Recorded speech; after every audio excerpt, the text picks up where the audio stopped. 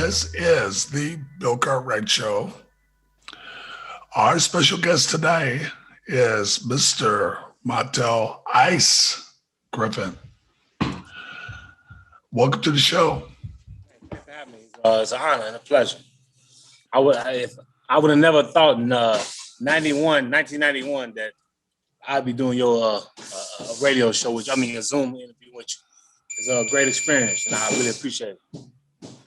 You know, most guys are real basketball. We connect with a lot of things: music, really all sports, baseball, football, especially boxing, because it's such a demanding sport. It's such an amazing sport. The training, the focus, it's just something we really, really admired. So we're just really happy to have you today. Oh yeah, I appreciate that. Boxing is one thing I've noticed. Everybody from athletes to actors to superstars to singers, everybody loves boxing because they just know it's a tough sport and they all just look up to it. So it's great respect. It's great respect that we get from everybody. Can you talk about your where you grew up and just talk a little bit about your parents? Well, my father took my brother Tim to the gym to learn self-defense. And I guess when I want to say 71, 72, and he fell in love with the gym. And Johnny Coulon, who was from Canada, he was a former bantamweight champion, was his mentor. He was getting old, and my father fell in love with it. He ended up buying his gym. So he changed from Johnny Coulon's to Windy City Boxing Club in 1973. It was on 1154 East 63rd Street. And, I was 2, 3, 4 years old. I was in the gym every day. So it was just normal to me. And my father would just show me videos. And I watched all the greats, Ray Robinson, Joe Louis, Willie Pep, all the great fighters. And I saw a video of Muhammad Ali, and it just blew my mind. I was 5 years old. That's all I wanted to see. I didn't care about no other box after that. And after a while, my father just told me, Montell, don't you know that guy that you saw in that video? We going to see him today. And I said, I'm 5 years old. I didn't believe him, but I said, okay, I'm going to jump in the car and just see what happened. And when we pulled up, we walked in his office and I saw him. I said, man, that's that guy right there. It was Muhammad Ali. And he looked at me and he told me to come by. He picked me up in his lap. He gave me a kiss. My father took the picture. I still have that picture to this day. And that was it that day.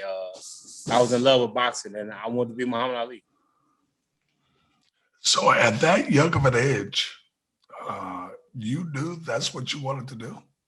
Yeah. I mean, I love the game. I love the game. So when you started training to be an amateur, how old were you? Boxing, you had to be 10 years old to fight. So when I was 9 years old, my father lied to my age, and we went to a Ohio State Fair, and I fought with the 10-year-old age bracket. I made it to the semifinals, but the guy who ended up winning the tournament was cheating. He was like 12 years old fighting little kids. Father told me, he said, if you make it to the championship, I'm not gonna let you fight. I said, why? He said, because that kid ain't 10 years old. He's like, I know he not. And come to find out, 2-3 years later, the kid fought like 2-3 age brackets older than me. I'm like, what do you get out of being a bully, beating up little kids? I ain't understand that. But that was like the first thing that I went through that was kind of crazy. So at 9 years old, my father kept me from fighting a kid 13, 14. So I ended up losing the semifinals, so I didn't make it to the championship. But that's just crazy. That just shows how much crazy stuff goes on in boxing. So when you're in high school, let's say you're 15, 16 years old, how much training and fighting are you doing right then? Well, my father passed away in 1983. I was 12 going on 13.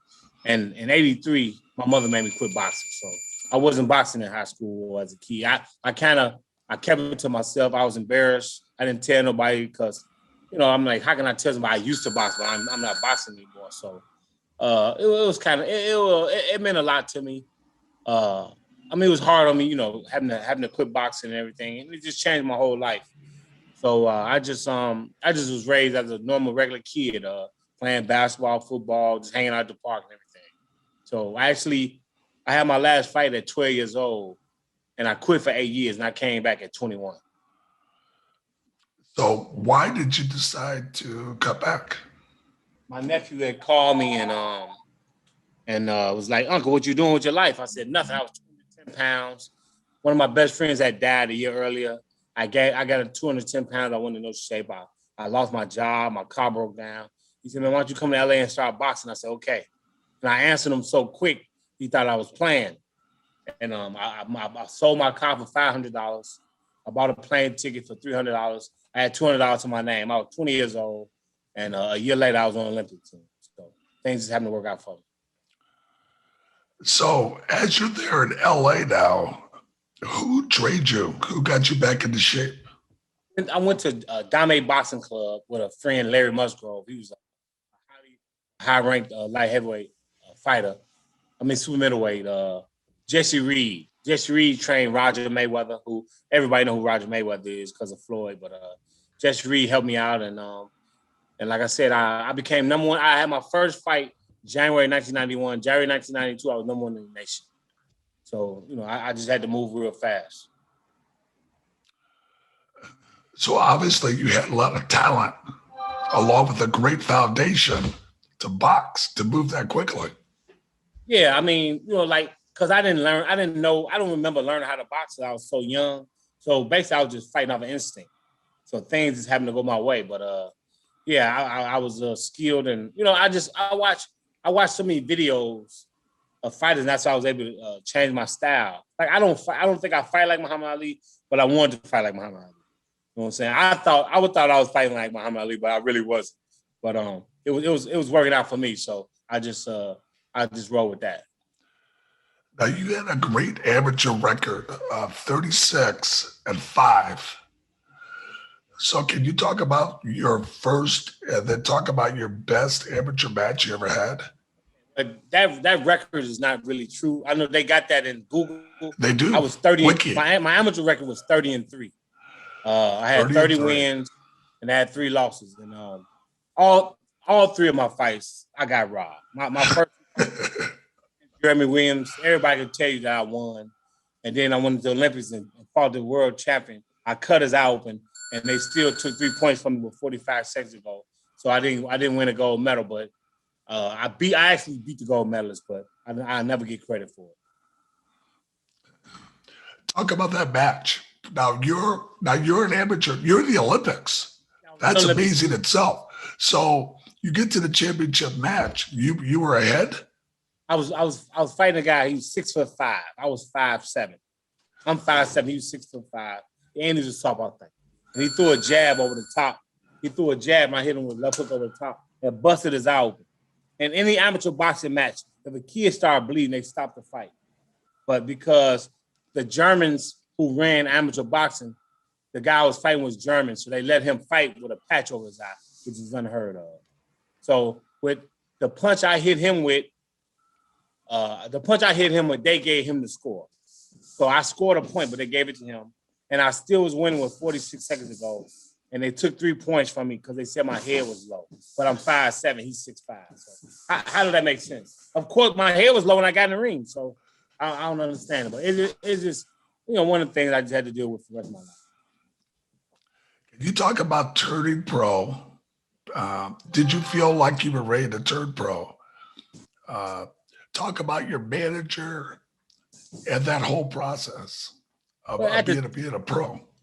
At the time, I made the Olympic team with 30 amateur fights. So I said, I thought, I was good enough.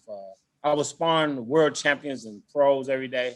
And I just felt I was good enough. So yeah, I turned pro right at the Olympics. So that's really unheard of for a kid with only 33 amateur fights to turn pro. But I was 22 years old. I felt good. I felt confident. So I moved back to Chicago, which I still think was a bad mistake. I should have stayed in LA. But I moved back to Chicago, and I found a manager group in Elmhurst. And I just told them, I'll stay here in Chicago, but I'm not going to be a Chicago fighter. I'm not going to fight 20 guys. That I don't like using the word bums, but I'm not going to fight 20 guys that really don't try that hard and build up my record, then fight somebody who can fight and lose. So I just told them I'm not going to be based out of Chicago. I got to be moving around. So I moved around. I fought all over the United States, all over the world, and things worked out. So after my 14th pro fight, I was ready to fight James Toney, he's going to be a Hall of Famer, 2-time world champion. I've been with only 14 fights, so I think that was just okay. I just try to explain to people. I quit boxing for 8 years. I came back in 30 fights. I made Olympic team. I turned pro. 14 pro fights. I beat James Toney, so I thought I was doing pretty good. You were doing great. I thought I was doing pretty good. Yeah. So inside of that, so you beat James Toney. So what's your next big match? See, that was the crazy part. I beat James Toney, but it was like people looked at me like it was a fluke or something. Like I never, for another year and a half, I never got another TV fight. I fought 10 fights. James Toney fought 10 fights. He fought TV fights. I couldn't even get it on TV, and we ended up fighting a rematch. It was like a year, but it was kind of like 2 years because the first fight was January '95, and the second fight was December '96. So it was kind of like 2 years. So he fighting on TV, he getting all the love. Nobody said nothing about me. It was like it never happened. So we fought a rematch, and I beat him even easier the second time. So they had to give me my respect then. Talk about the Roy Jones fight. Roy Jones, I was a party. I came in and messed up the party because James Toney and Roy Jones was supposed to fight a rematch, but they scheduled us to fight. I was supposed to fight James first, then he was gonna fight. When me beating James, I crashed the party and I got to fight with Roy Jones, which it was a good night for me. I felt I showed them my skill level was on point. Now these are two guys who I fought both in their prime of their career. 3 months before I fought James Toney, he was ranked #1 pound for pound in the world. When I fought Roy Jones, #1 pound for pound in the world. And I was beating the man. He got frustrated and he hit me in the back of the head, so I took a knee because I wanted to clear my mind up. I said, look, Montell, you winning this fight, so take a knee and let's win the next 3 rounds. I look up to catch the referee count, and he swung on me twice. And the second time I didn't see it, he hit me, and I was unable to finish the fight because it was just caught me off guard. So I mean, like I tell Roy, his fans, everybody in boxing was mad at me because this man hit me, and I was like, that's crazy. I told Roy Jones, I said, your fans love you so much that they hate me that you hit me on my knee. And that's crazy. But then, you know what I'm saying? Like I said, you know how it is in sports. I done been through so much BS, it ain't funny. Talk about how much influence a manager has on the fighters. You gotta have a loyal and honest manager who's gonna get you the most money, protect you, make sure you don't get stabbed in the back. Even though I did a few times, it's like it's still up in the air. Like I had a promoter that stabbed me in the back, so you got to have a great team behind you. Just like you need the best agent to get you the right contract and get you in the right situation with teams and everything. So same thing with boxing. You need a good trainer, manager, and promoter. And I got a lot of good opportunities, but I also got stabbed in the back because my promoter was working against me also. Talk about being the WBC lightweight champion. Can you talk about how did that feel at the end of that fight? Well, I didn't want to win, but I told my wife on the ride back to the hotel. I said I was beating this man fair and square. Like I didn't want to win by disqualification, so I felt bad about that. But the WA convention was going on in Atlantic City at the same time, and they asked me to come. And I showed my face, and I had 10 fighters coming to me like, man, don't worry about winning by disqualification. Like, he hit you like that. He hit you on your knee for a reason because he was frustrated. So I started looking at things a little bit differently now. But I was beating the man fair and square. So I just wanted to win fair and square. Let me get your record straight. Now your record, according to Wiki, is 50-8. Yeah. Is that correct? Yeah, 50 wins, 8 losses, 130 knockouts. Which 3 or 4 of the fights I got robbed. If you watch them, I got robbed 3 or 4 fights. I mean, it is what it is. It's part of the game. It's coming to business. Oh, that is a great record. Tell me I'm not going to ask you for one, but tell me two. Who are the two best guys you ever fought at any level? I gotta say, not taking no disrespect to nobody else, but I gotta say Roy Jones and James Toney are the two best fighters I've ever fought. As far as skill levels, experience, speed, punching power, technique. Yeah, James Toney and Roy Jones, which both of them will be Hall of Famers. And two of at one point they were saying Roy Jones was the greatest fighter in history. So I think I did pretty good. I made a name for myself, and I thought I represented myself pretty good. Now, am I correct in this? You were recently inducted into the Hall of Fame? Yeah, Indiana Boxing Hall of Fame 2 weeks ago.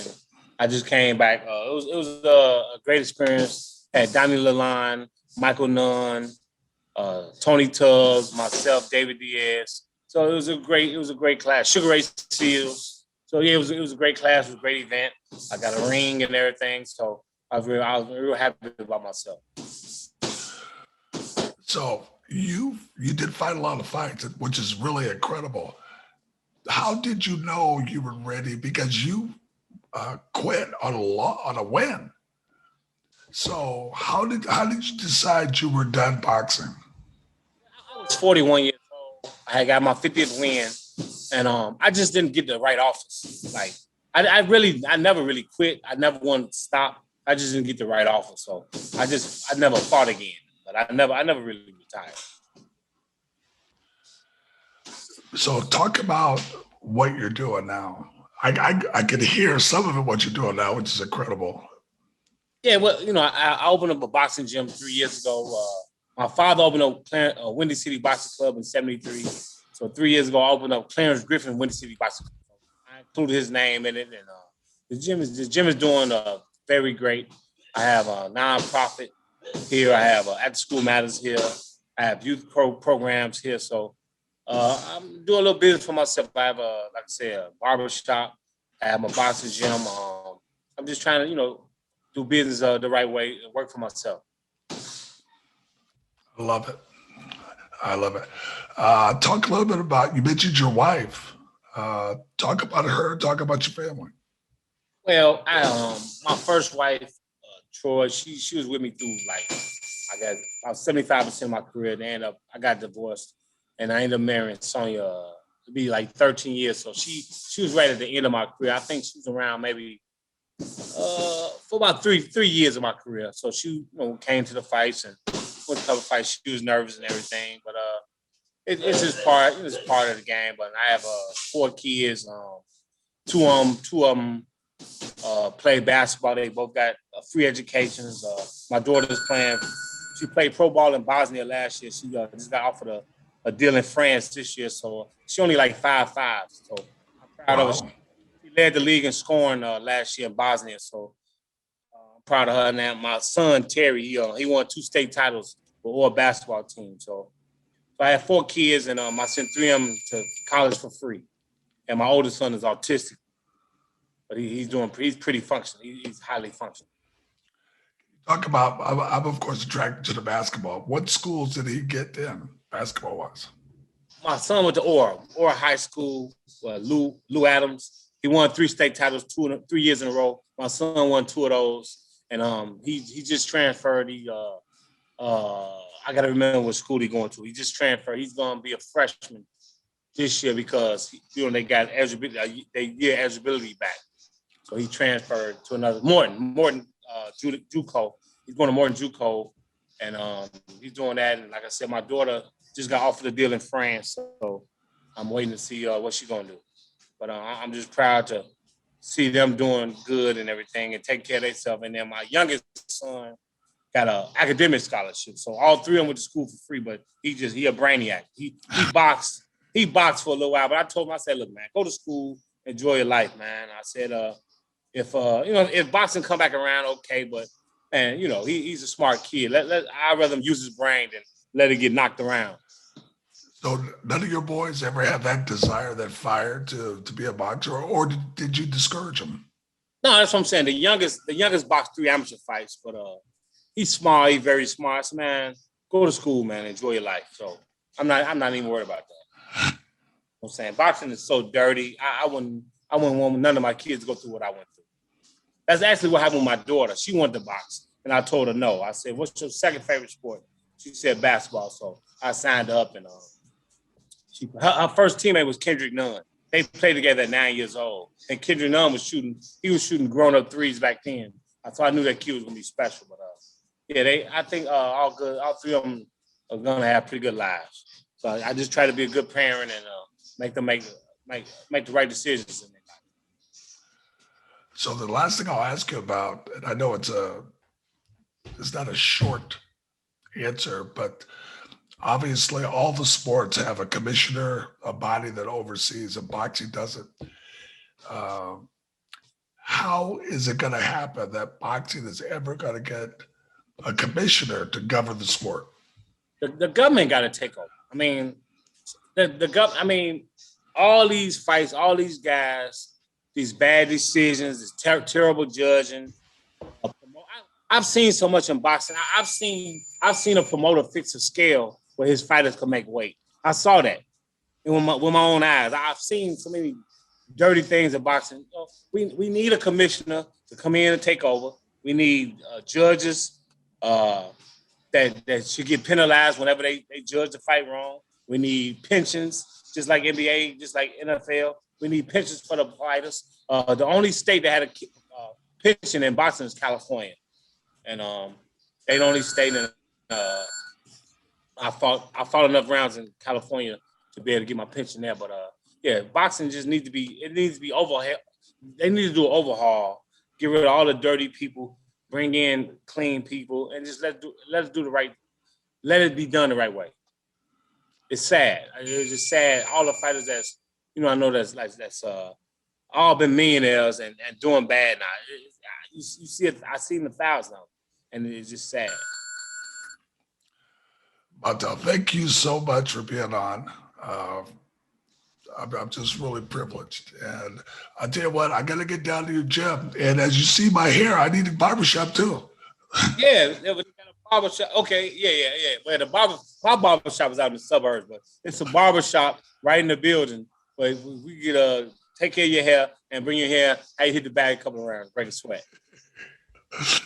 Well, thank you so much. I appreciate it. I really appreciate it. This is an honor for me, man. I saw you as a kid, man, watch you win in Chicago, man.